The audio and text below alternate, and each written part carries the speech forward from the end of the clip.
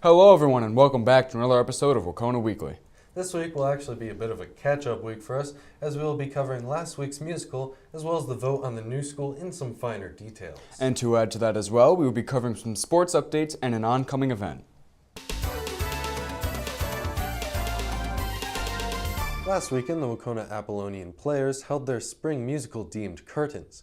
It had a wonderful turnout, of which the audience members certainly seemed to enjoy. What this musical consisted of was an exquisite centrifuge of storylines that all followed the various persons involved with both the production of a musical within the musical itself, as well as a homicide.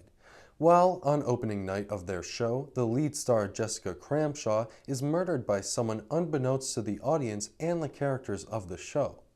From here, we see theater enthusiast Lieutenant Chaffee come in to solve the crime of whodunit. Now, with everyone quarantined in the theater for examination, several tempers flare and some chemistry ignites.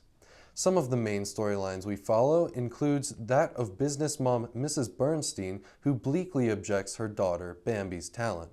At the end, we find out that Bambi's mother was just simply trying to ensure that her daughter never got blamed for nepotism and could make it on her own.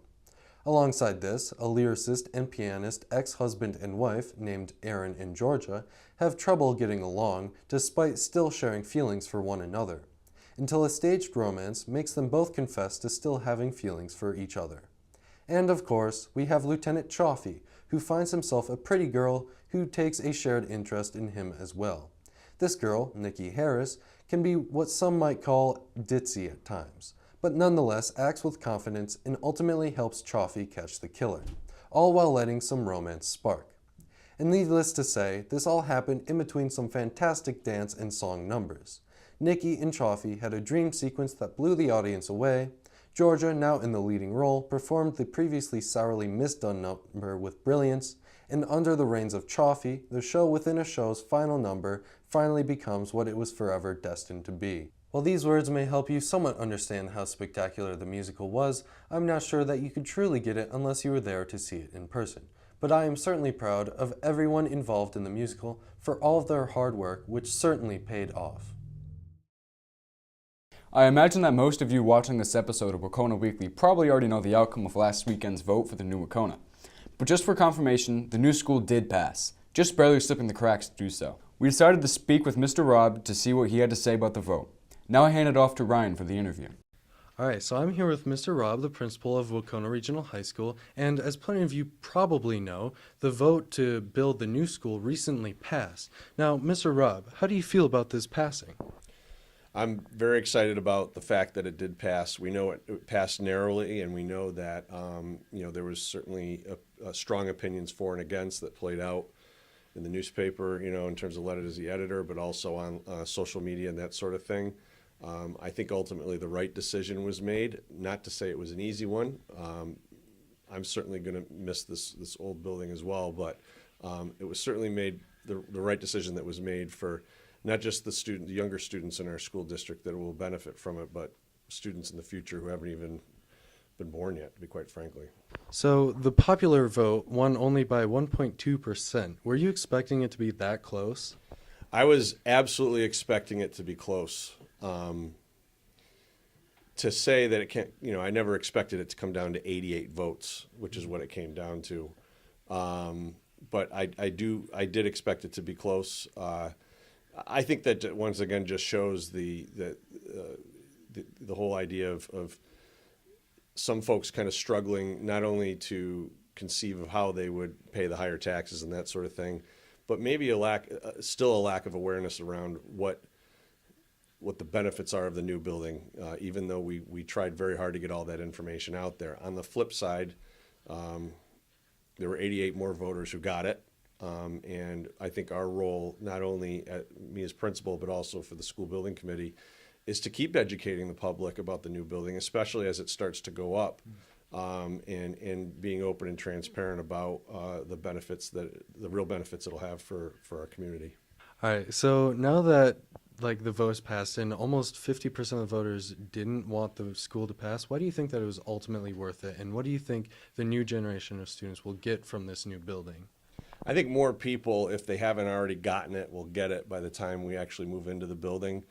We're certainly going to experience, growing pains once we're in the new building and how to find the best way to live within it, and to figure out all the different systems and that sort of thing.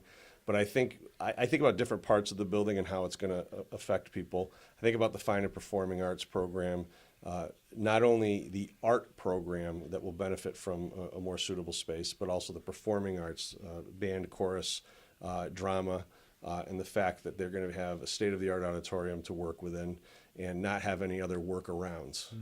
I think that's a big deal. I think about the fact that we're going to have a full-size gym for our athletic program, and the fact that we're also going to have a fitness room and a weight room. It's going to fundamentally change how we offer physical education to students, but also how our athletes train and how our students are able to access just simple workout equipment. I think about our science labs and the fact that we're actually going to be able to have more hands-on learning within science classes instead of having to book the lab and go into it, and share it among 7 teachers or learning out in the hallways. They're going to actually be able to take care of that learning experience in the heat of the moment right in the science rooms. And the general education classrooms are going to be built around far more collaborative spaces that I think is a real boon to our school community, and the fact that if people don't already understand it, they're going to see it. Colleges and employers want our students to be able to work more smoothly in a more nuanced way, face-to-face and with one another, in spite of the fact that we have more technology and so on and so forth. The work that you do face-to-face and with one another, the collaboration, is a key component to 21st century learning, and that is something that in our general education spaces, with the collaborative breakout spaces that are going to be available, that I think will benefit us in the long run. And we actually talk about some of that in finer detail in our Wahconah School Building Special, and that will be in the description if you want to check that out. Now that the school has passed, what are your and the School Building Committee's next steps to achieving the new school? So the next thing that happens is the School Building Committee has to put the construction job out to bid, essentially. So the School Building Committee has to hire a company that will be the construction manager to not only build the building, but also subcontract out things like electrical, plumbing, and all that sort of stuff. I know very little about that right now, but I'm about to learn a whole bunch over the course of the next weeks and months, as is the School Building Committee. In the meantime, also, the design team, the architects, they're going to be doing a lot of one-on-one work or small group work with various members of our staff to help inform the finer details of the design. Now that the floor plan and the walls have all kind of been set, now we're going to start getting and talking about things like what's going to go inside of them, and we're going to get into things like furniture and fixtures and equipment, which weren't really discussed at the beginning stages of this. It was more about designing the building. One town in particular has been, I would say, more upset about this than some others, and that is Cummington. And they have decided to hold a vote to leave the district because they don't want to pay the taxes or because of other various reasons. What are your thoughts on that? I am a proud native of Cummington. I was born and raised there, and I'm still very partial to that town. I love that town. My family's still there. And I understand some of their concerns. It all stems from when the district closed Berkshire Trail Elementary School up there.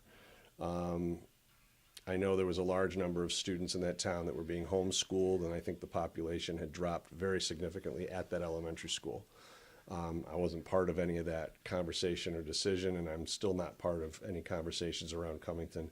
But I understand where the hurt is, so to speak. I think that some people might be misunderstanding the whole idea of Cummington leaving the district, and the fact that their decision or their desire really came out of the closure of Berkshire Trail Elementary School. And it's something that they've been in discussion with the district about for, I think, a couple of years. I think the talks may have broken off or something to that effect, but this isn't something that's sudden or out of the blue. This is actually something that's been kind of percolating for a while, and certainly, the talk of a new Wahconah maybe sparked some more conversations within that town. But where it goes from here, I don't know. There's a very extensive process involved with a town leaving a school district. including the rest of the towns voting whether or not to let them go. I think there's financial settlements that have to occur and that sort of thing. That's pretty much the extent of my knowledge as to how the law works, and it rarely happens. But it remains to be seen what will happen. That's all I know at this point. So for any of those that were opposed to the new school building, including Cummington residents or anyone else, what would you have to say to them to maybe make them feel better about it, or make them kind of understand why it had to become a thing? Yeah. Well, in Cummington in particular, I mean, I think there was something like 239 people voted or something. That's actually a pretty large turnout in that town, and 45 voted yes, which actually was a surprise to me. I didn't think it would be that many, to be quite honest with you. But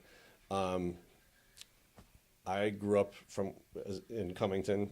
I came to Wahconah, the old Wahconah, and this school helped to truly shape my life. And I know that high school isn't necessarily a transformative experience for everybody, but it happened for me. It happened for a number of my friends who are from Cummington or Windsor and that sort of thing. And I think they should keep an open mind about the fact that should they continue to choose to send their children to Wahconah or to Central Berkshire, that I'll do everything in my power to help make it, a transformative experience, at least in my role, or at least a positive one. As you know, once you come to Wahconah and you've got a cross-section of kids from 7 different towns, plus various students from school choice towns as well, that we all kind of become a bit more of a melting pot, and the lines between Dalton and Cummington and Hinsdale all kind of start to blur as you perform together, as you play together, as you learn together, and that's what we hope Wahconah remains to be, even in a new building. All right, well, thank you, Mr. Rob, for taking our interview. We appreciate it.